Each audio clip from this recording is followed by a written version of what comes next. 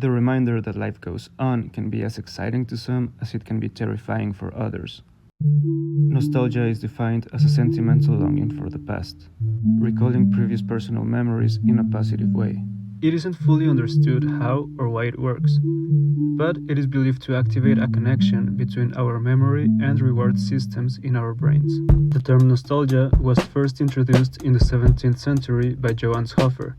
He defined it as a neurological condition, which led patients to feel depression-like symptoms.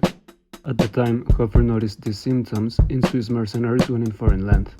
In the more extreme cases, this disease led to suicides and fatal illnesses, due to the lack of self-care that the affected mercenaries demonstrated. Between the 1700s and the 1900s, nostalgia was seen as a reflection of weak minds, and it was treated as something that people, especially soldiers, just had to overcome if they didn't want to get institutionalized or continuously taunted for being weak. In the French Revolution, for example, physician Jordan Laquant prescribed pain and terror as a cure for nostalgia. Now, nostalgia is seen with a more positive approach. It is seen as a psychological adaptive function, experienced when recalling personal memories. It is a feeling grabbed by bittersweet and wistful pleasure, typically for a period or place with a happy personal association. Despite its melancholic undertones, nostalgia can actually bring many benefits to us. Nostalgia can turn into a well-being booster when we go through difficult times. It is believed to help fight dysphoric states such as depression, loneliness, meaninglessness, and ruminating about death, as well as increasing one's self-positivity. After people engage in nostalgia, they report feeling more inspired, and they actually want to spend more time with other people. It actually kind of energizes them. Remembering happy times can make us feel more connected to others, which might help us feel better after a tough time. If you've had periods in your life where you struggle to see the positive aspects of things, maybe you've had a different experience when thinking about the past.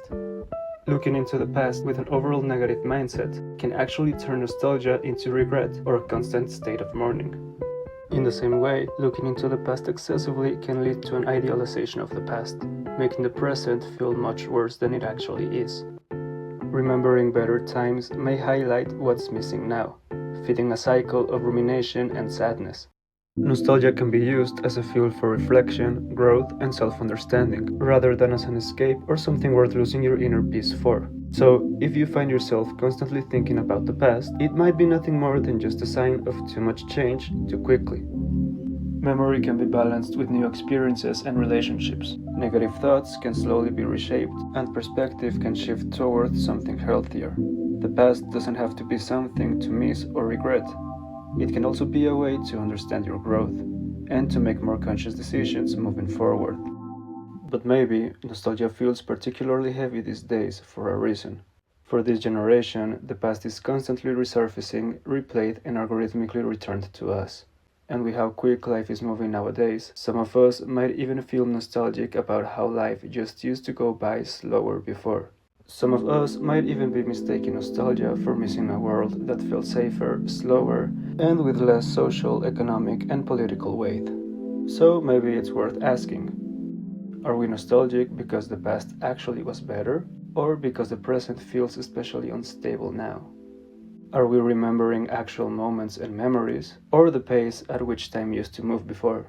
And if nostalgia intensifies during uncertainty, what does constantly feeling nostalgic say about the world that we are living in right now?